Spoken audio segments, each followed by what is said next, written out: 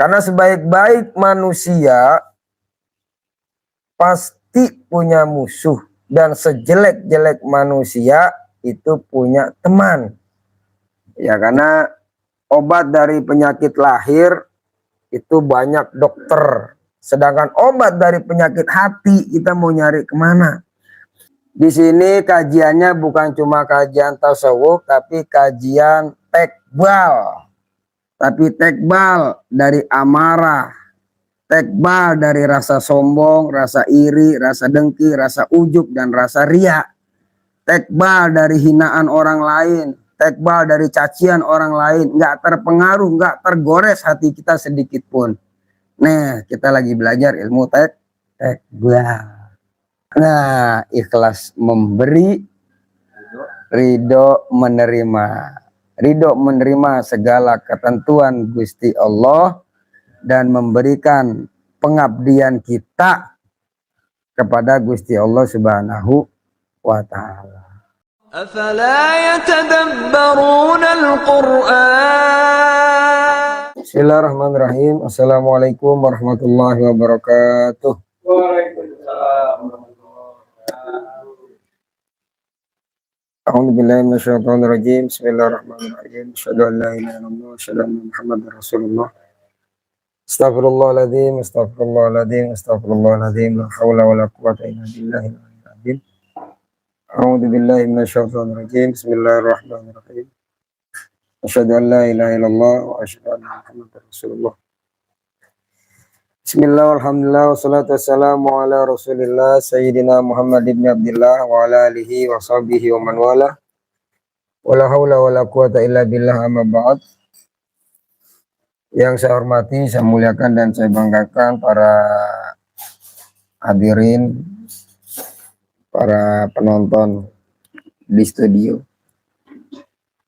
maupun di rumah dimanapun Anda berada. Semoga selalu senantiasa diberikan kesehatan lahir dan batin, dan juga semakin sukses dunia dan akhiratnya. Amin ya rabbal alamin. Baiklah, seperti biasa rutinitas kita menjelang subuh setiap hari Sabtu, insya Allah kita akan membahas suatu buku karya klasik tasawuf, Memelihara Hak-Hak Allah, yang ditulis oleh ulama tasawuf, seorang ahli sufi, yaitu Syekh Al-Harith bin Asad Al-Muhasibi. Boleh nanti bisa sharing atau hal-hal lainnya biar lebih rileks dan santai. Ini mau ngobrol-ngobrol aja. Insya Allah kita buka secara random, tes mental, uji nyali. Bismillahirrahmanirrahim. Buka halaman 200. Baiklah, saya akan bacakan. Bismillahirrahmanirrahim. Sesuatu yang bisa menyingkirkan riya, pamer. Saya berkata, dengan apa riya bisa dihilangkan sehingga orang hamba terbebas darinya? Dia menjawab, sesungguhnya menyingkirkan riya itu bermakna dua. Pertama, menyingkirkan riya yang telah terjangkiti. Kedua, menyingkirkan yang baru muncul dan dia tidak menerimanya. Saya berkata, aku bertanya tentang keduanya dan saya dahulukan dengan menyingkirkan riya yang baru muncul. Dia menjawab, riya yang baru muncul bisa saja dari setan dan bisa pula berasal dari sisi hawa nafsu.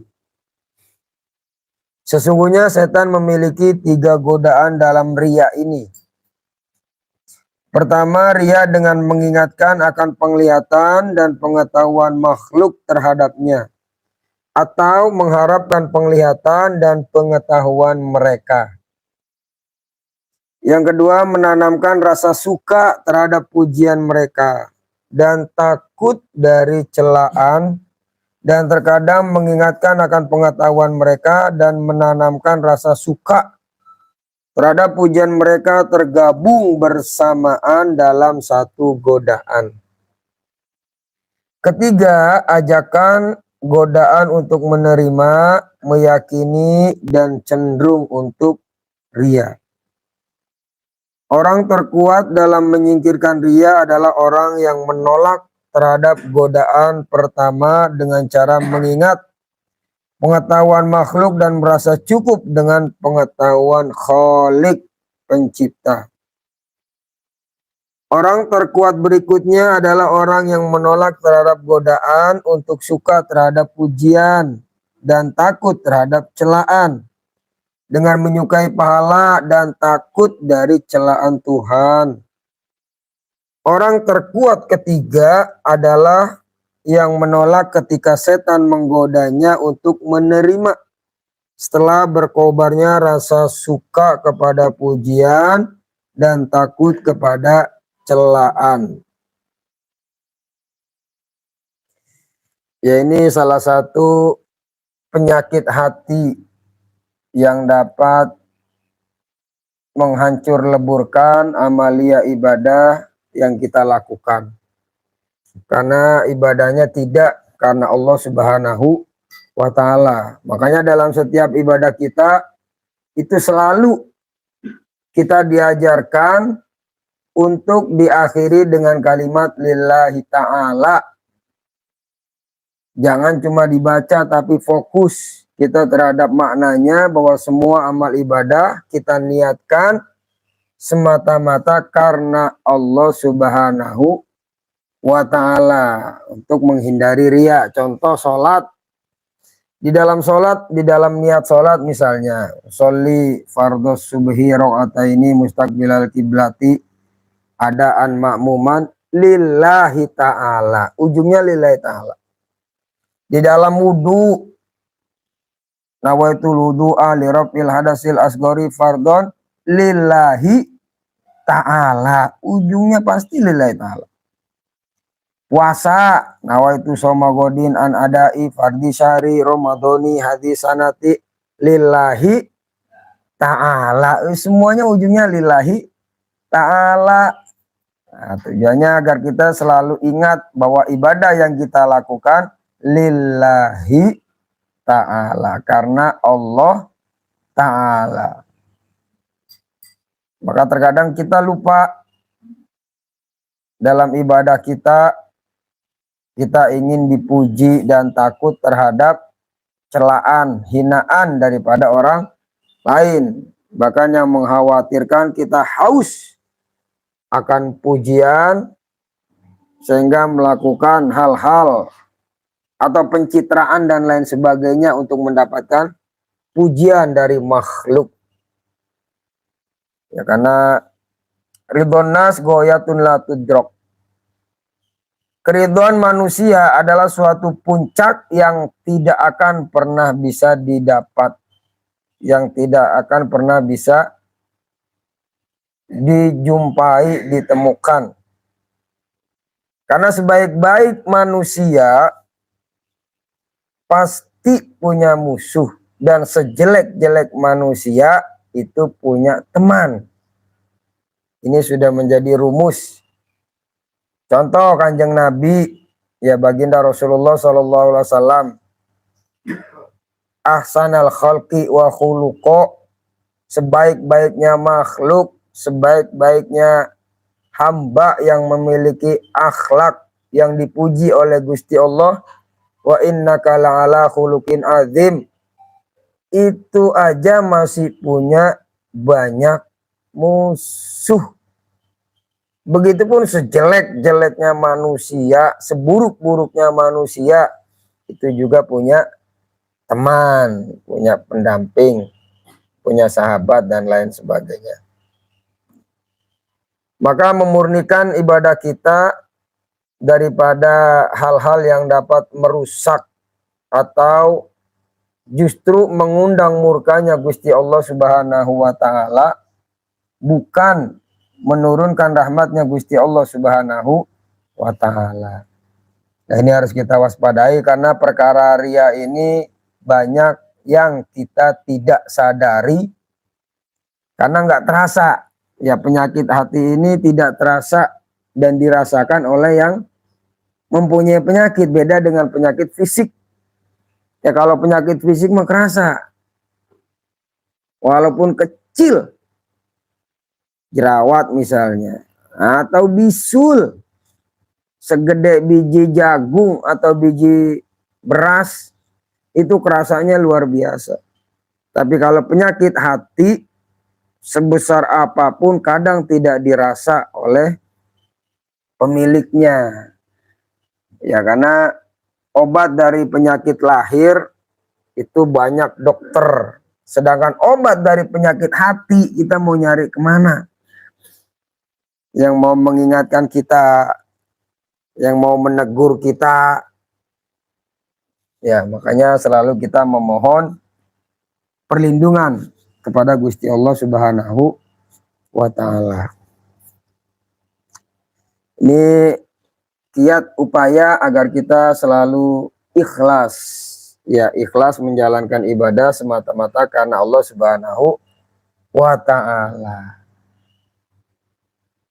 Tidak terpengaruh, tergoda dengan adanya pujian ataupun hinaan dari orang lain. Ya, memang berat ketika kita dipuji. Umumnya kita merasa bangga, senang. Ketika kita dihina dan dicela, ya umumnya kita kecewa, sakit hati, dan lain sebagainya. Tapi dicontohkan oleh Kanjeng Nabi, begitu mulianya akhlak beliau yang ingin manusia selamat dunia akhirat, mengajak manusia untuk menyembah Gusti Allah, ternyata mereka menentang, memusuhi, bahkan melempari batu, meludahi, dan lain sebagainya. Kendati pun demikian, tetap Kanjeng Nabi tidak sakit hati, tidak kecewa, bahkan mendoakan mereka. Ya, inilah akhlak mulia dari baginda Rasulullah Shallallahu Alaihi Wasallam. Maka tersebarnya Islam ini karena kemuliaan akhlak dari Kanjeng Nabi Muhammad Shallallahu Alaihi Wasallam, bukan dengan kekerasan, bukan dengan cacian, bukan dengan makian, ataupun dengan kata-kata kasar dan lain sebagainya. Ya, kalau dengan hal itu, dengan kekerasan dan lain sebagainya, mungkin Islam tidak sampai ke pintu-pintu rumah kita. Tapi justru dengan akhlak mulia, dengan kasih sayang yang begitu luar biasa yang diajarkan oleh baginda Rasulullah SAW, sehingga Islam tersebar ke seluruh dunia. Nah, ini karena salah satu akhlakul karimah yaitu kita harus bisa menghilangkan riya, pamer. Nah, salah satu caranya dengan memperbaharui niat, mengingat langkah awal kita dalam melakukan sesuatu. Ya, kita niatkan semata-mata lillahi ta'ala. Kurang lebih seperti itu. Ya, artinya kita berusaha membersihkan penyakit-penyakit hati, yang dengan itu kita akan jauh dari rahmatnya Gusti Allah Subhanahu wa Ta'ala. Mungkin secara zahir kita rajin ibadahnya, secara zahir kita dimuliakan orang, ya, dipanggil ustadz dan lain sebagainya dalam pandangan manusia, karena memang nahnu nahkumu bizawahir, kita menghukumi secara zahir, wallahu yahkumu bisarair. Tapi Allah memandang kita dengan sesuatu yang tersembunyi di dalam hati kita. Apakah ada ria, ada ujub, ada takabur, ada sifat iri, dengki, dan lain sebagainya di dalam hati kita. Itulah yang selalu kita waspadai, selalu kita upayakan agar hati benar-benar menjadi wadah yang bersih, yang suci, yang dapat menerima nurullah, ya, yang dapat memancarkan cahaya Gusti Allah Subhanahu wa ta'ala. Supaya benar-benar bersih. Dicuci. Iya, ibarat gelas ya. Gimana cara membersihkan ibarat gelas? Ini udah banyak isinya, ada kopi, ada teh, dan lain sebagainya. Gimana cara membersihkan? Dicuci, dikeluarkan apa yang ada di dalamnya, baik ampas kopinya, apanya, udah bersih, udah dicuci, udah mengkilap, kinclong, kosong, baru bisa terisi dengan hal-hal yang malikin nas.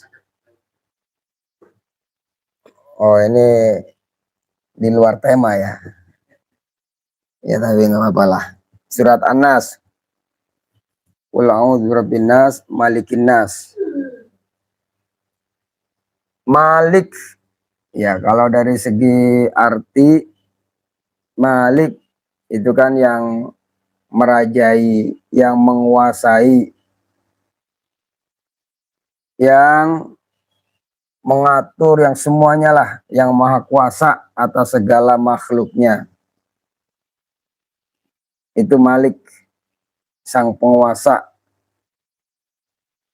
dari semua yang ada, karena hakikatnya alam semesta dan isinya adalah ciptaan Gusti Allah Subhanahu wa ta'ala. Jadi yang menguasai manusia, yang menguasai diri kita, ini hakikatnya adalah sang pencipta, yaitu Gusti Allah Subhanahu wa ta'ala. Ini kaitan pertanyaannya, maknanya seperti apa? Malikin nas kan kita bisa lihat di terjemahan atau lain sebagainya. Cara melihat penyakit hati ya, dan merasakan penyakit hati yang ada di dalam. Cara melihat penyakit hati ini tidak bisa dilihat secara zohir, karena penyakit hati sesuatu yang gaib, batin, maka harus dilihat pun dengan mata batin. Artinya apa?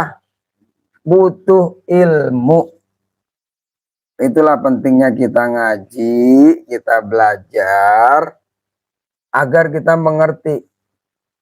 Ya, karena dalam ayat kan qulubahum qulubul la yafqahuna biha. Punya hati tapi nggak bisa memahami, nggak bisa mengerti. Nah, itu pentingnya kita belajar, pentingnya kita ngaji biar kita mengerti. Oh, ternyata saya masih banyak penyakit hati, diantaranya ria, diantaranya ujub, takabur, dan lain sebagainya. Nah, kalau umumnya para ulama kita, apalagi udah jadi lagu tuh, lagunya Opik, ya, tombo ati ikulimo perkorone, kan gitu. Pertama moco Quran lan maknane, pokoknya udah adalah keterangan-keterangan bahan-bahannya untuk mengobati penyakit hati. Tapi lebih dalam lagi, yang pertama itu dia, kita harus senantiasa hati ini jangan sampai lalai kepada Gusti Allah. Ya, selalu terhubung sinyalnya dengan keagungan Gusti Allah Subhanahu wa ta'ala. Karena sampai hati kita lalai, akan mudah setan masuk, akan mudah terpengaruhi, yang nanti akan menimbulkan penyakit hati. Ya, memang berproses. Seperti tadi baca Quran dan artinya. Terus sholat wengi lakonono, sholat malam kerjain. Cuma ini kan bentuknya zohir, ya enggak? Bentuknya semuanya zohir. Engkang soleh kumpulono, orang-orang soleh kumpul bareng mereka dan lain sebagainya. Ini bentuknya amalia zohir. Sedangkan penyakit hati itu batin, adanya di dalam. Nah, kalau di dalam pun harus kita obati dengan yang ada di dalam hati kita. Ya, caranya seperti itu. Ya, dengan selalu melihat ke dalam diri. Ketika kita beramal, melakukan ibadah, cross check, introspeksi di dalam diri. Apakah ibadah saya benar-benar karena Allah atau ada karena yang lainnya? Ya, nah itu harus ada kesadaran di dalam diri, selalu introspeksi diri, selalu mawas diri, selalu melihat ke dalam diri. Bertanya ke dalam diri. Penyakit hati kan banyak. Ya, iri misalnya, senang melihat orang susah, susah melihat orang senang. Ya tinggal kita merenung, apakah saya senang melihat orang susah? Apakah saya susah melihat orang senang? Terkadang kita nggak ngerasa kalau memiliki sifat seperti itu.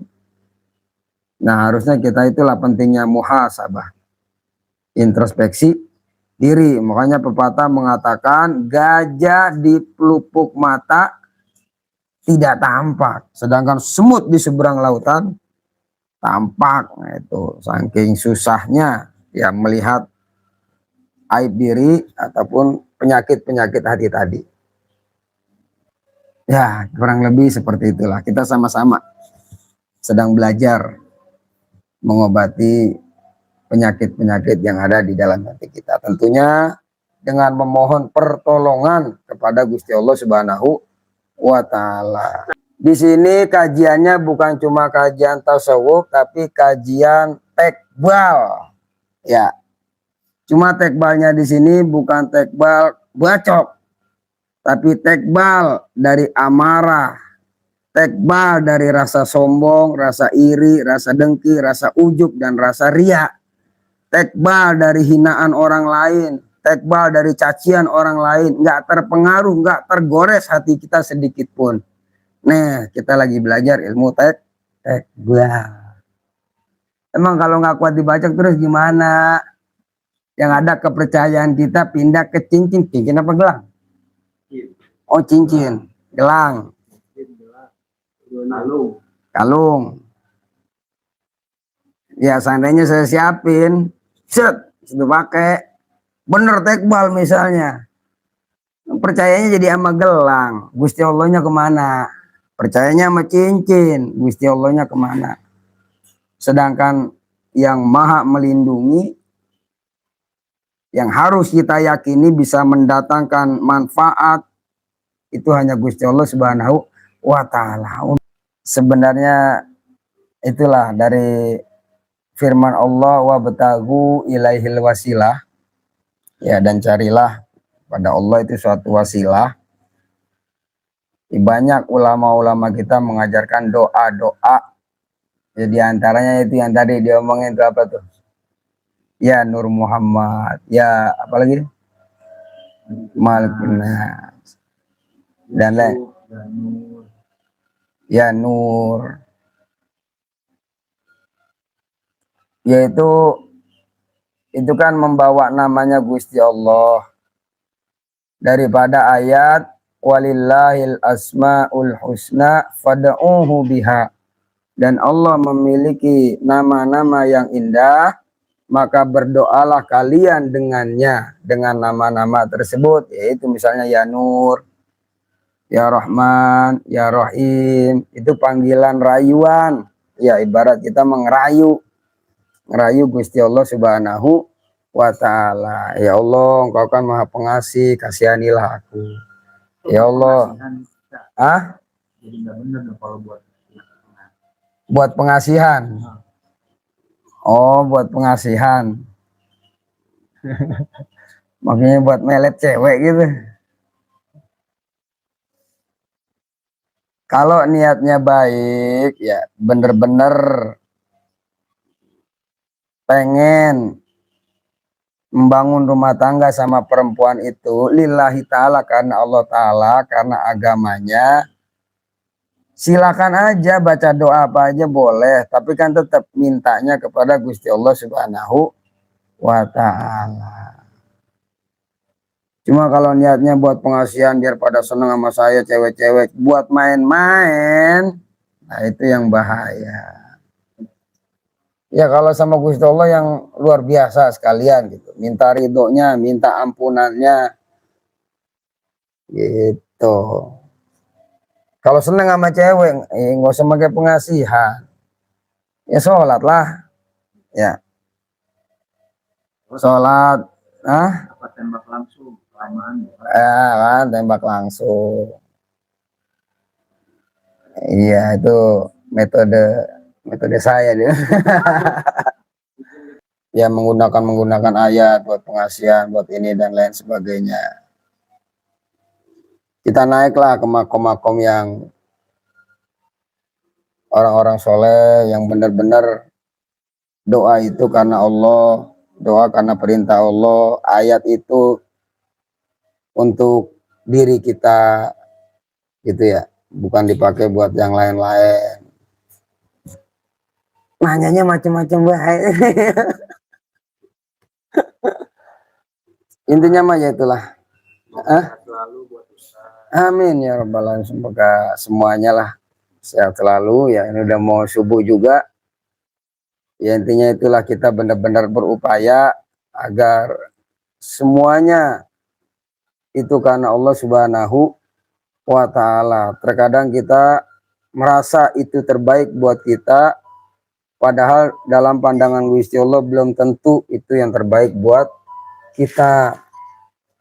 Ya, maka kalau dalam Syarah Al-Hikam Syekh Ibnu Athaillah menjelaskan al-a'malu, bahwasanya amal-amal itu ibarat suatu bentuk, ya, waruhuha, ya, dan adapun ruhnya itu wujudu sirril ikhlas, adanya ikhlas di dalamnya. Jadi ibadah kita nih ibaratnya suatu bentuk, suatu jasad, badan. Nah badan ini biar bisa hidup, biar bisa tumbuh, biar bisa berkembang, kudu ada ruhnya. Nah ruhnya apa? Ikhlas, itu adanya keikhlasan dalam ibadah kita, dalam amal kita. Artinya ikhlas apa? Ya udah semata-mata karena Gusti Allah, bukan kita buat cewek pengasihan, buat tekbal, ya, ikhlas memberi, ridho menerima. Ridho menerima segala ketentuan Gusti Allah dan memberikan pengabdian kita kepada Gusti Allah Subhanahu wa Ta'ala. Gitu ya rekan-rekan, saudara-saudaraku di manapun Anda berada. Ya kalau kutipan Robi Al-Adawiyah, bentuk cintanya kepada Gusti Allah sangat luar biasa. Ya bahkan seakan-akan apa ya, kata Robi Al-Adawiyah, jika sujudku padamu karena mengharap surga, maka tutup pintu surga untukku. Jika sujudku padamu karena takut neraka, bakar aku dengan apinya. Anugerahmu, karuniamu berikan kepada yang lain, kepada musuh-musuhmu. Artinya apa? Bukan Robi'ah sombong, tapi memang sudah hatinya cukup merasa tenang hanya kepada Allah Subhanahu wa Ta'ala. Jadi udah nggak pengen macem-macem, nggak pengen ya surga neraka aja yang kita sendiri masih pengen dan takut. Itu bagi Sayyidah Robi'ah Adawiyah udah nggak ada ngaruhnya. Kenapa? Karena semuanya makhluk. Cita-cita digantungkan kepada makhluk terlalu, ya, langsung kepada sang pencipta makhluk. Nah itu ekstrim lagi. Cuma kalau udah penuh hatinya dengan cinta kepada Allah ya seperti itu. Udah nggak pengen yang macem-macem. Pada akhirnya kita akan tersadarkan bahwa kehidupan dunia ini hanya dibilang permainan ya permainan, senda gurau ya senda gurau. seperti mimpi ya seperti mimpi. Kehidupan dunia sampai sekarang lah kita pikir kita nggak terasa udah usia seperti ini, udah gede seperti ini. Masa-masa yang sudah kita lalui ya udah, anggap seperti mimpi lah. Nah kita tersadarkan kapan? Ketika mati. Ya makanya annasu niyam wa idza matu intabah. Manusia itu akhirnya lagi pada tidur, lagi pada mimpi. Yang tadi pengen tekbal, yang pengen pengasihan biar disenengin cewek, itu pada mimpi. Yang pengen ini itu dunia dan lain sebagainya lagi pada mimpi. Sadarnya kapan? Kalau udah mati. Ya kalau udah terbujur kaku baru sadar, ya Allah selama ini saya hidup sia-sia. Saya mengharapkan sesuatu yang fata morgana. Keinginan saya ternyata tidak sesuai harapan dan lain sebagainya. Baru sadar kalau ternyata hidup itu adalah untuk menggapai keridhaan Allah, untuk mencari bekal untuk kehidupan setelah kehidupan di dunia. Itu baru sadar loh. Ya, sadarnya nanti, makanya kita berusaha sadar sebelum mati. Jangan sampai kita nyesel, udah sakit, sekarat, baru kita sadar, ya Allah, saya pengen hidup sehat biar bisa ibadah. Udah telat. Makanya dari sekarang, kita mohon pertolongan kepada Gusti Allah, ya agar Allah beri kita kekuatan untuk bisa selalu beribadah, mengabdikan diri kepada Gusti Allah, sehingga mendapat ketenangan. Kembali lagi ketenangan hati, ketentraman jiwa, itu yang penting. Kalau dunia mah kagak ada habisnya. Duit seberapa banyaknya tetap aja kurang. Bini mau nikah 4-5 orang tetap aja kurang. Kagak ada puasnya kita mah. Ya makanya itulah menempati dunia. Oh iya, ya sesuai kebutuhan, sesuai kebutuhan. Bukan berarti kita nggak boleh punya rumah mewah, mobil mewah, duit banyak, bukan. Yang diwanti-wanti itu angan-angan kita, harapan kita, waktu kita hanya untuk keperluan nafsu belaka, untuk dunia belaka dan melalaikan akhirat. Itu yang nggak boleh. Kalau punya rumah mewah, mobil mewah, harta berlimpah, uang banyak, itu boleh-boleh aja, silakan. Kalau perlu ya capai itu semua, tapi cukup dalam genggaman, jangan sampai masuk ke dalam hati. Gitu. Kan bahayanya kalau kita lagi dapat gampang dunianya, ya enggak? Lebih ribet menjaga hatinya. Yang fit dunya wal akhirah, kan ayatnya begitu. Rabbana atina fid dunya hasanah wa fil akhirati hasanah. Cuma dunia ini kan artinya dana, ya kan, dekat, sesuatu yang dekat dengan kita. Lah apa yang sesuatu yang dekat dengan kita? Ini yang kita tempatin, ini dunia apa bumi? Kenapa kita nggak doa Rabbana atina fil ardi hasanah, ya Allah berilah kami kebaikan di bumi. Jadi dunia sama bumi sama apa enggak? Kita ini lagi ada di dunia, apalagi ada di bumi. Terus bedanya apa? Ya itu dunia itu sesuatu yang dekat dengan kita. Ya mungkin profesi kita yang sedang kita geluti, pekerjaan kita dan lain sebagainya yang sedang kita alami, kita jalani. Lah itulah yang keterangannya ad-dunya mazra'atul akhirah. Dunia itu hanya sebagai ladang, ya ladangnya akhirat, tempat kita bercocok tanam, ya tempat kita, ya ladang lah, wadah, jembatan awal dan akhir untuk menuju akhirat, kehidupan setelah kehidupan di dunia. Itulah kadang kita terjebak, ya banyaklah hal-hal yang kita tertipu, ya naudzubillah. yang kita sendiri nggak sadar. Kita hidup paling lama berapa tahun? Antara 60 sampai 70 tahun.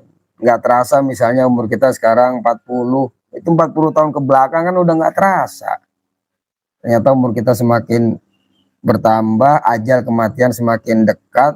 Sedangkan nanti ketika kita berada di alam kubur, berada di alam barzah, ya kita lihatlah guru-guru kita ke atasnya.